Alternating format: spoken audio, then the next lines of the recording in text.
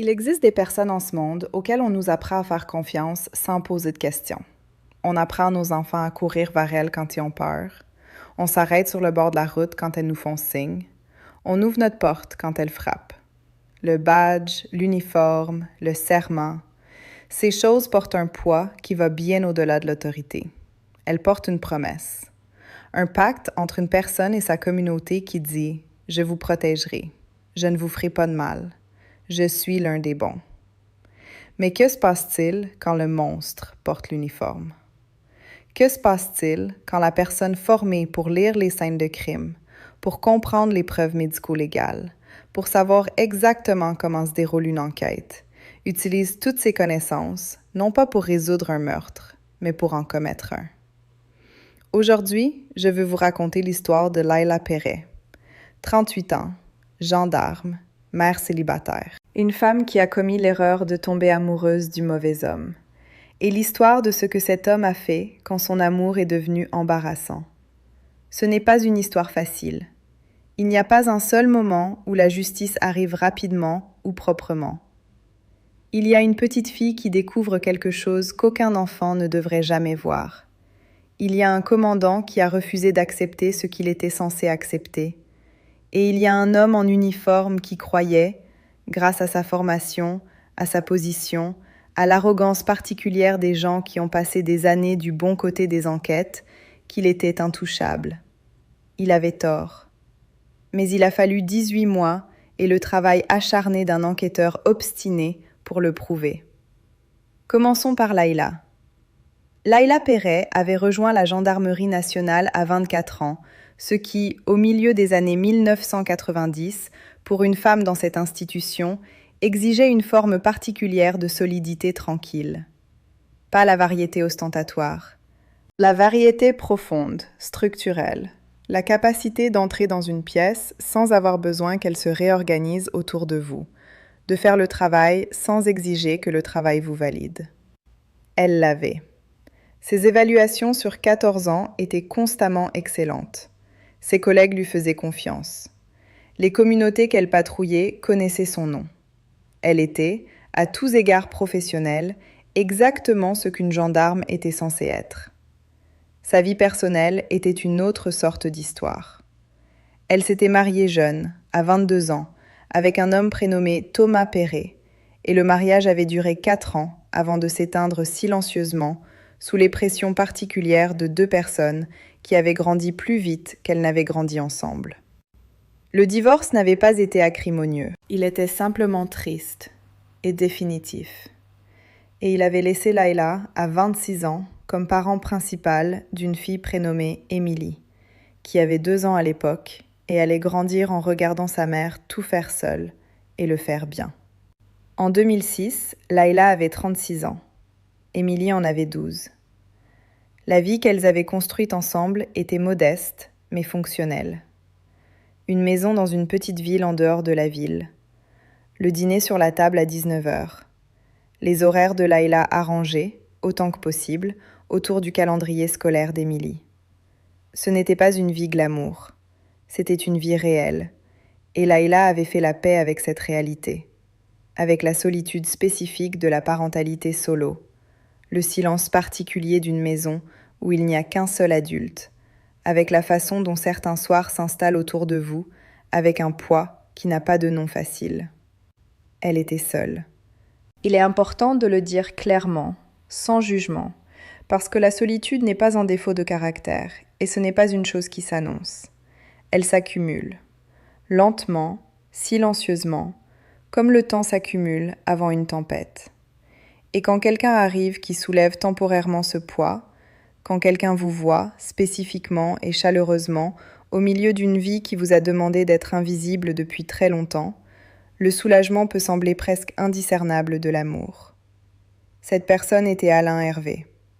Alain Hervé avait 43 ans en 2006, officier supérieur de commandement dans la même brigade de gendarmerie où Layla travaillait.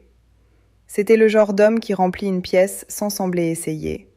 Grand, large d'épaules, avec l'autorité décontractée de quelqu'un qui porte un badge depuis assez longtemps pour qu'il ne lui semble plus quelque chose d'externe.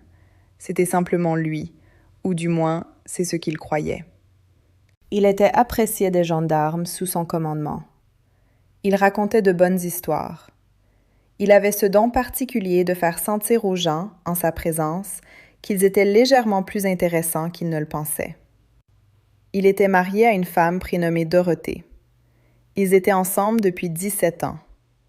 De l'extérieur, du point de vue des gens lors des dîners annuels de la brigade, des voisins qui faisaient signe depuis leurs allées, de quiconque les voyait lors du genre d'événement qui constitue la surface visible d'un mariage, ils semblaient stables, établis.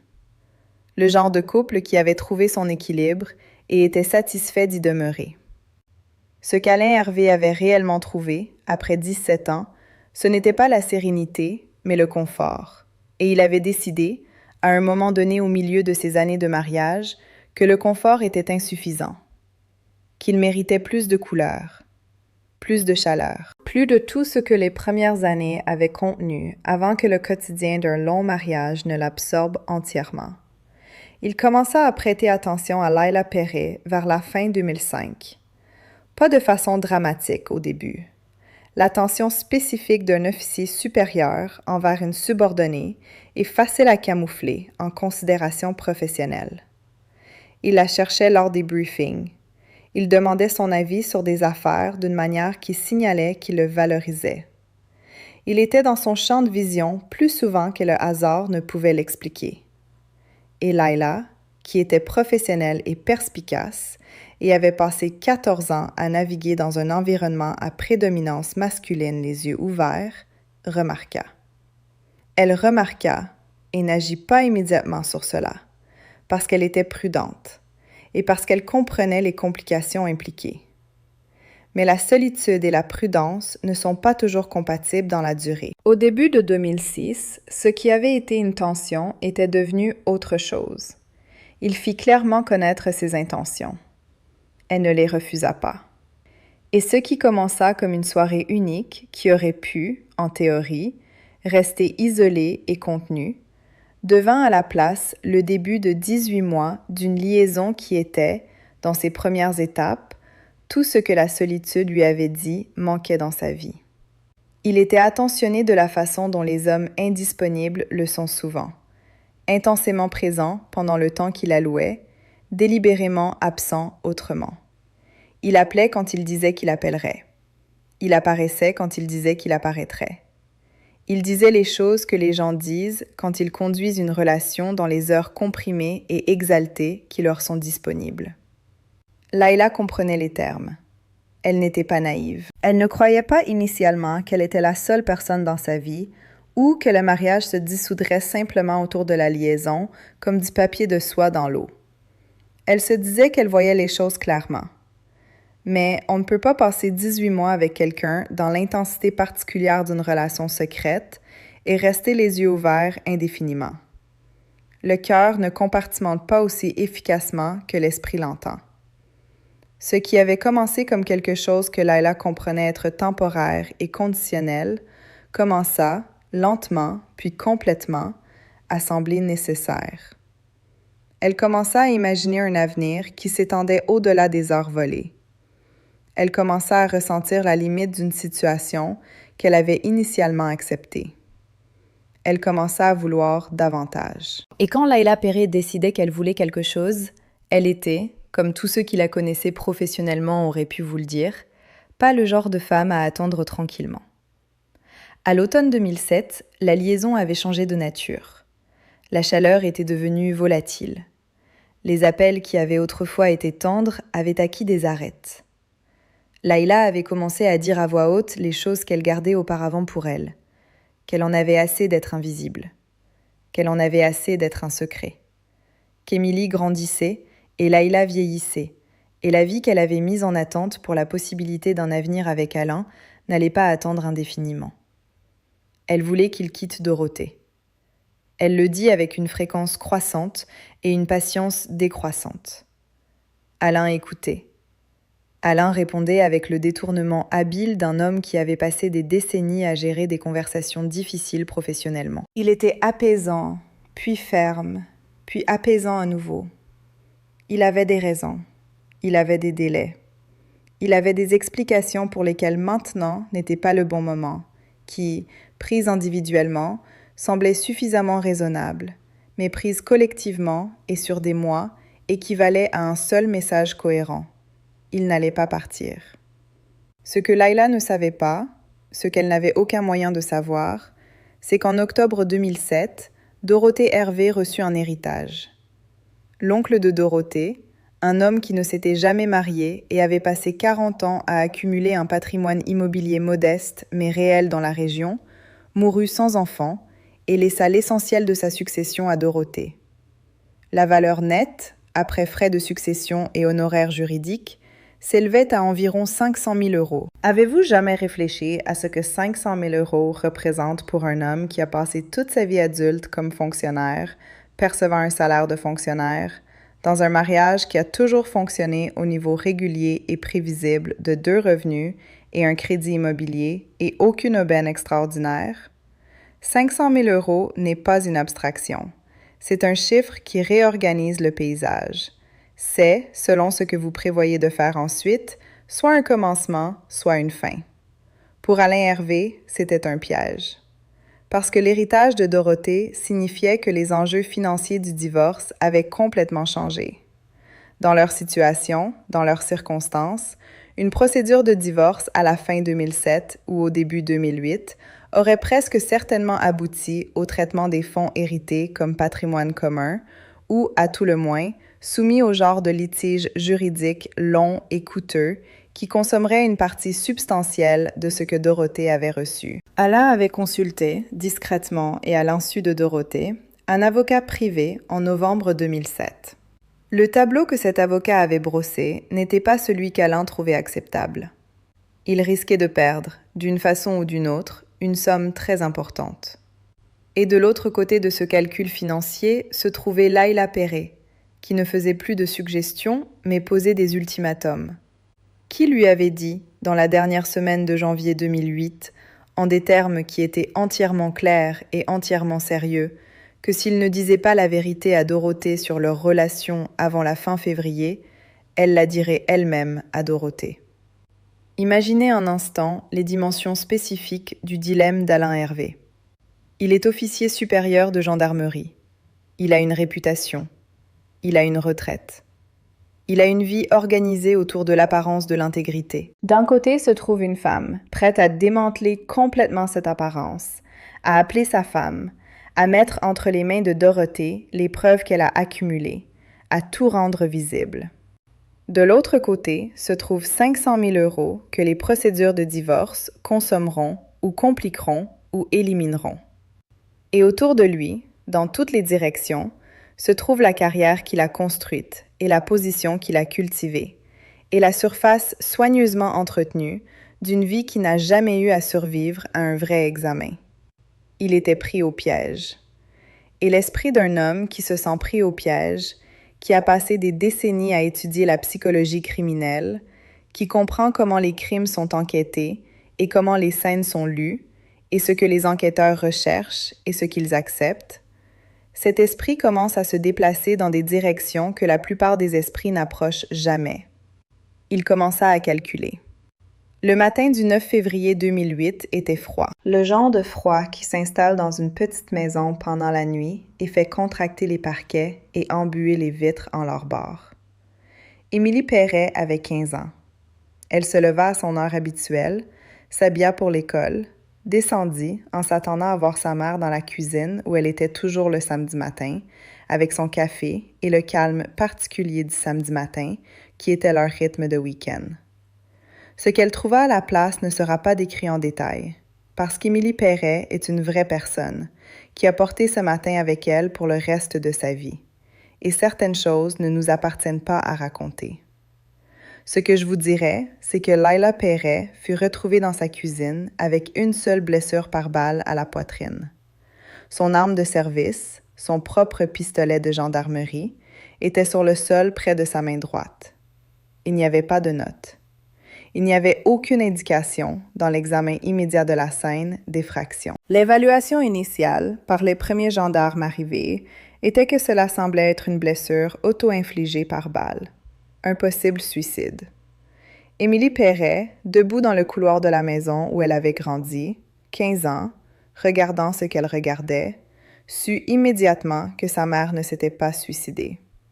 Elle le dit au premier officier sur les lieux. Elle le dit clairement et directement, de la façon dont sa mère lui avait appris à parler. On ne sait pas bien, dans le chaos immédiat de ce matin-là, quel poids ces mots portèrent auprès des gens qui les entendirent.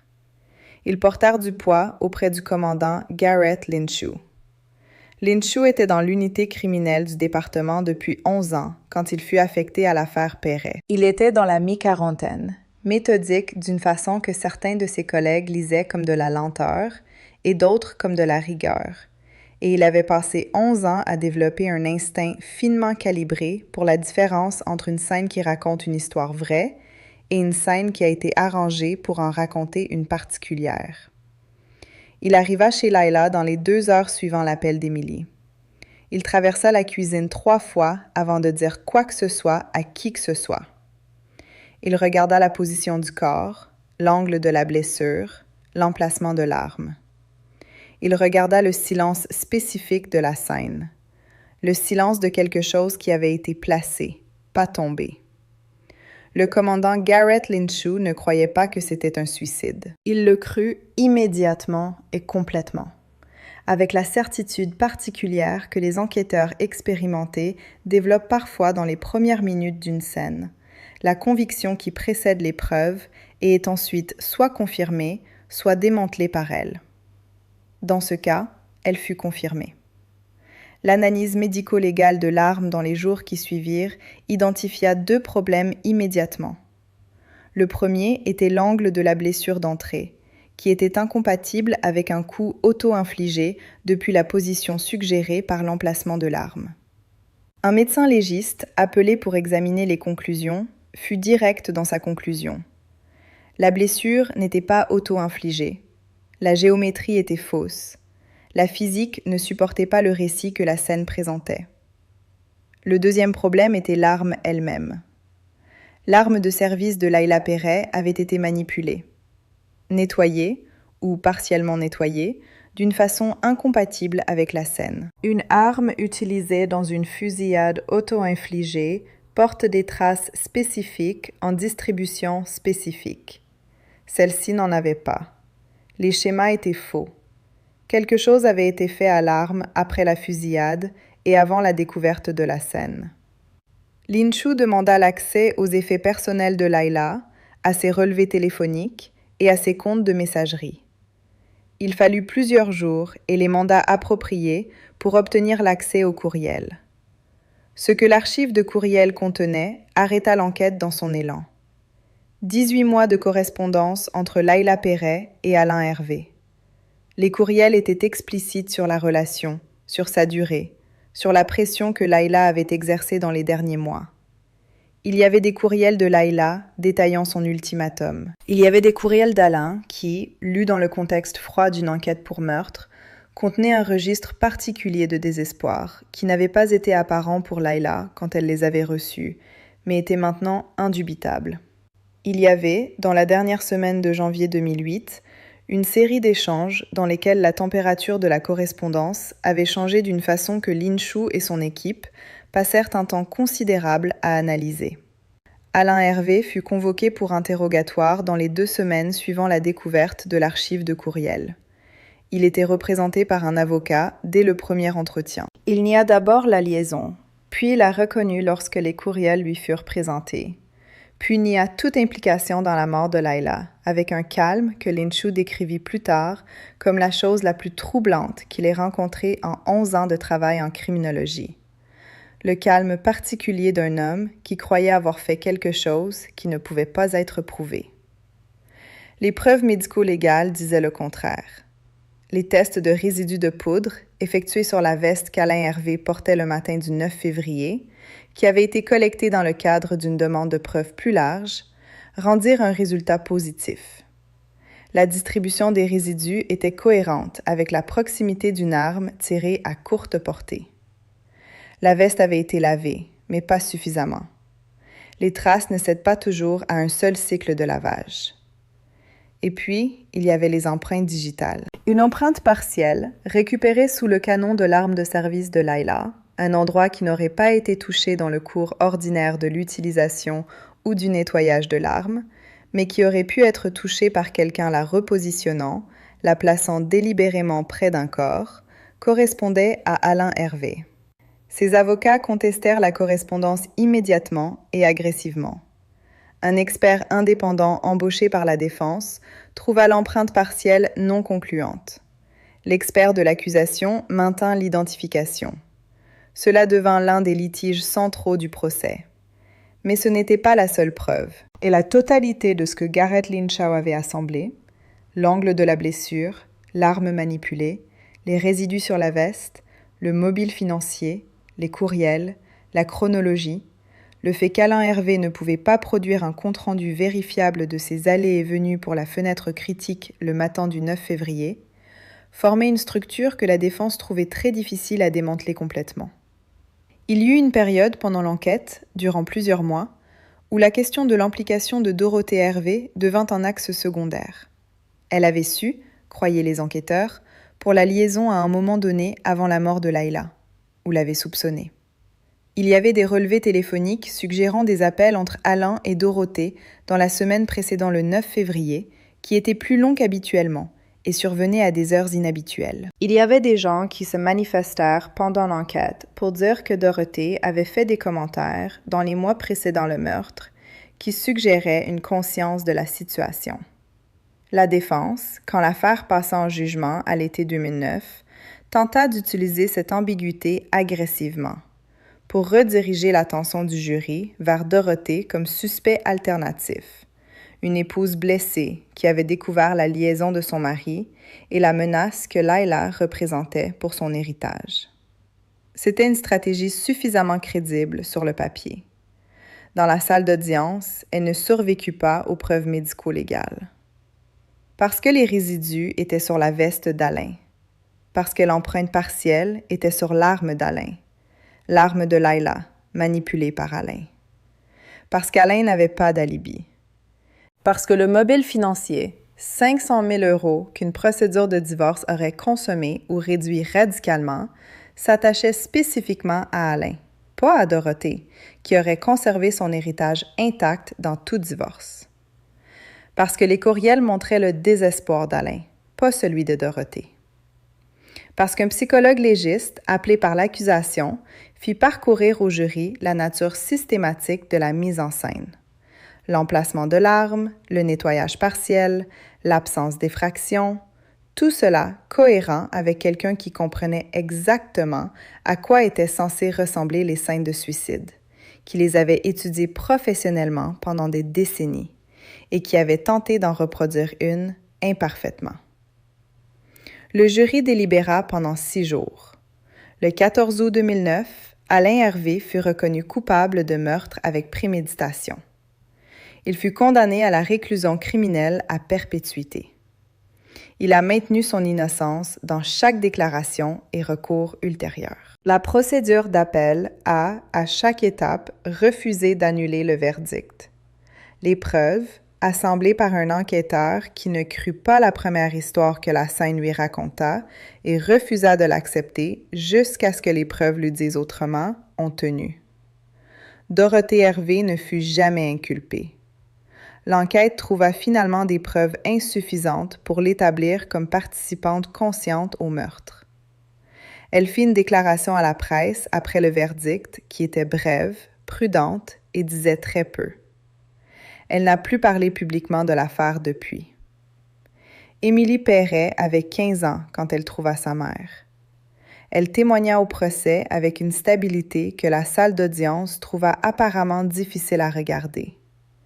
Non pas parce qu'elle était émotionnelle, mais parce qu'elle ne l'était pas, à la façon de quelqu'un qui a épuisé un genre particulier de sentiments et fonctionne maintenant depuis quelque chose de plus profond et de plus dur. Elle parla de sa mère clairement et sans ornement. Elle décrivit le matin du 9 février dans un langage précis et séquentiel. Elle ne regarda pas Alain Hervé pendant qu'elle parlait. Garrett Lynchow prit sa retraite de l'unité criminelle en 2016. Dans une interview accordée l'année précédant sa retraite, on lui demanda quelles affaires lui restaient. Il mentionna l'affaire Laila Perret sans hésitation, puis fut silencieux un long moment avant de dire que ce qu'il avait maintenu dessus, dans les premières semaines, quand la pression d'accepter la conclusion de suicide était réelle, était la voix d'Émilie Perret le matin de la découverte. La certitude en elle.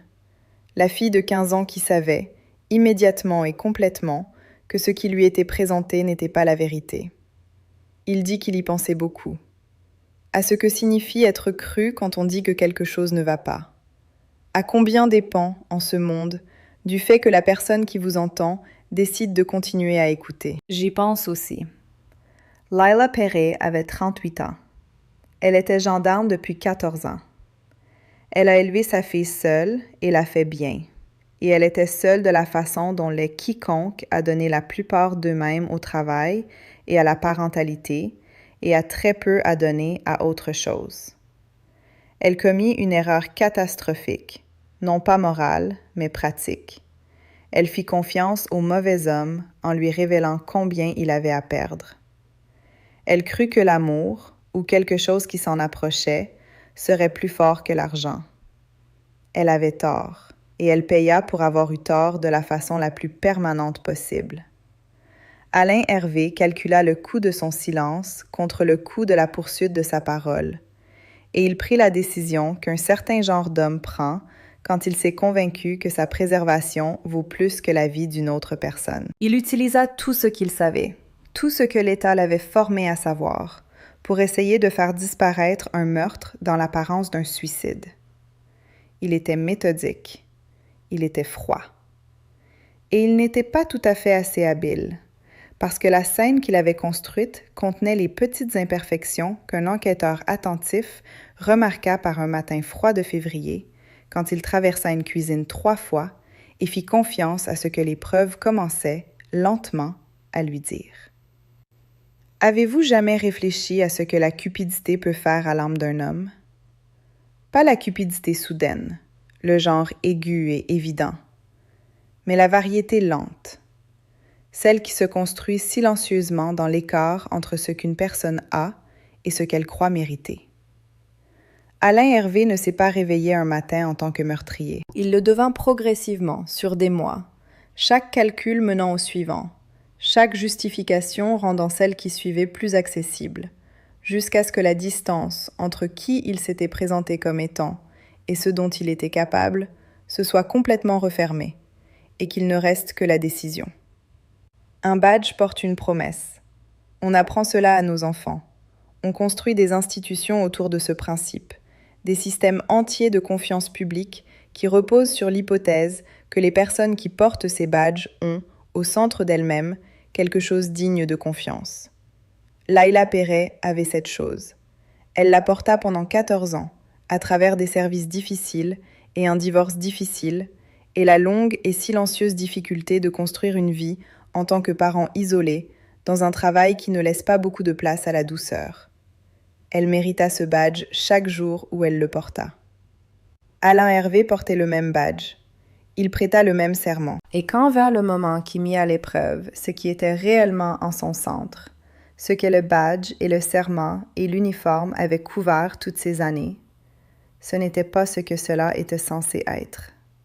Ça ne l'est jamais avec ce genre d'homme. La tragédie est que le temps qu'on le découvre, il est toujours trop tard. Émilie Perret avait 15 ans. Elle connaissait sa mère. Elle dit clairement, le matin du 9 février 2008, que ce qu'elle regardait n'était pas ce qu'il était censé sembler être. Elle avait raison. Il fallut 18 mois et un enquêteur obstiné et les traces médico-légales imparfaites d'un crime que son auteur croyait avoir commis parfaitement pour le prouver. La justice, quand elle arriva enfin, n'était pas rapide et n'était pas propre, et ne rendit pas sa mère à Émilie Perret. Mais elle vint. Et parfois, dans ces histoires, c'est la seule chose à laquelle on peut se raccrocher.